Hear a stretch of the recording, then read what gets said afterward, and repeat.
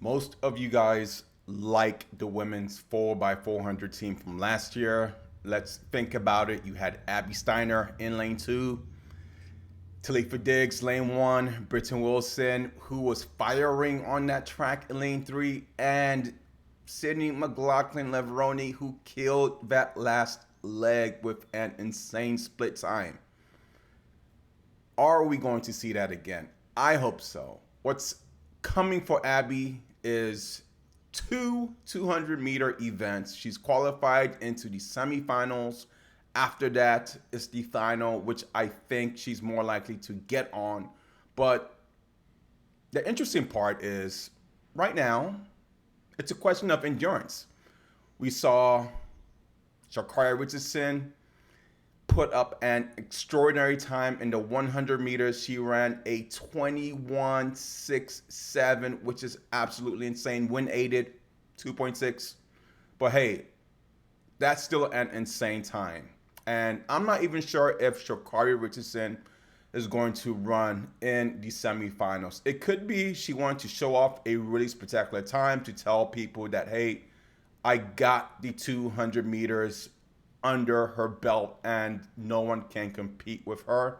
Could be, or she could be telling people, I'm really doubling. I'm really going to do this. And I want both gold in the 100 and 200. Sha'Carri Richardson has been the most, I'd say, talented of the bunch in U.S. track and field.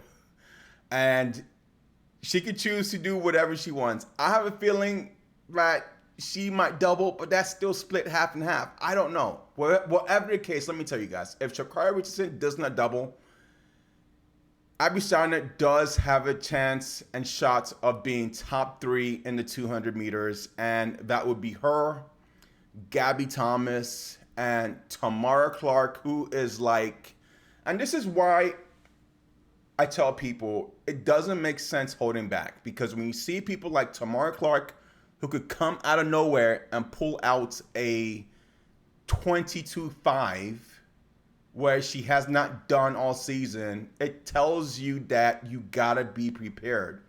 And I knew coming into this meet that there were runners who were already near that 22.3 timeline. You had Kasaja Chandler of USC. You had Tanisha Terry, an excellent 100-meter runner, but she's also capable of running the 200. She ran a very good professional time of 22:38.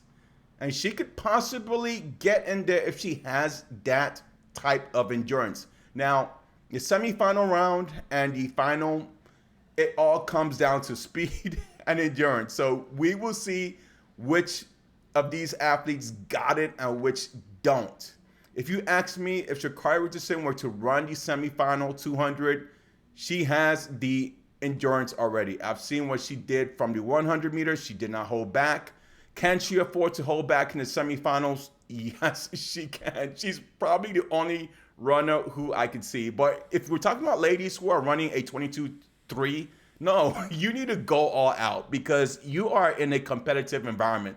And when I see people like Tamara Clark on my heat, I know she's going to do something. She did the same thing back in Nationals last year. So why some people are surprised, look at history. The numbers don't lie. A lady's past matters, and that's why you look at her past and how she has been performing. So yes, past matters. Now, these wonderful ladies right in front of you, let's talk about them for a minute. Talitha Diggs. She has been a shocker for me this season and for some people because we looked at the NCAAs and going to the East preliminary rounds and the West and the NCAA championship. She did great in the East, but there was more competition in NCAA West that it was crazy. And she did not even make top three in the NCAA championships. But to come out here and to place top three in the 400 definitely shows that she's put in that amount of work, but ultimately she was determined to get this. So I'm really proud of Diggs in a lot of ways. And if you ask me which is much more valuable, winning the NCAA championship in a 400 or being placed top 3 at nationals. I really have to go with nationals because you're now going against the world and you're representing the United States. So I think just being top 3 at nationals is better than being or taking that number 1 spot in the NCAAs. That's just me, but let me know your guys' thoughts. Then we have Britton Wilson, who's had an outstanding season, and I hope we see all these ladies again in the 4x400. They kicked ass last year. Britton Wilson, she broke her own record 4 to 5 times this year. Collegiate, ran under a sub 50, and it will take a while for that record to be broken consistently as she has done. And I think there's one person, actually, I take that back. Richardson Adeleke of Ireland also ran a sub 50 this year, and it's between her and Wilson at this point. But Richardson Adeleke, she represents Ireland. I definitely see her at Worlds because she's the fastest female in the Irish team. That's what it is right now. Sydney McLaughlin-Leveroni. Enough cannot be said. I wasn't surprised she ran a sub 49. I knew she had it in her. It was just a matter of time. So I'm kind of glad she came out and did her thing. I can't say we are because I don't know. But hopefully Steiner is able to get it together.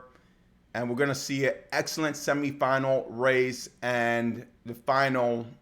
If Sha'Carri decides not to run in the semifinals, then my strongest bet would be definitely Abby will be in the top 3. But let me know what you guys think. And if I pull out the competition board, let's take a look.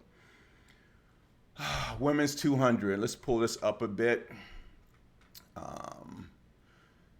That insane time of 21:61. Tamara Clark, 22:05. Season's best.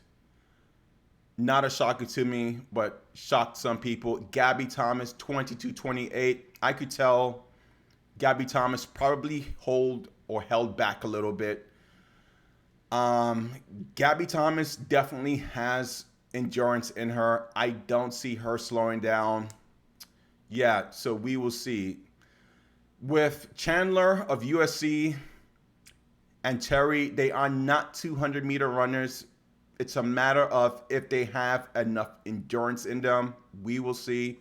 Jenna Prandini, in the first round, she ran a 22:58.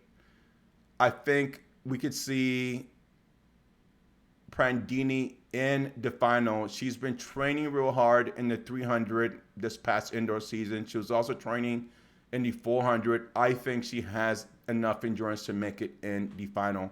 But let me know what you guys think. Have a great day.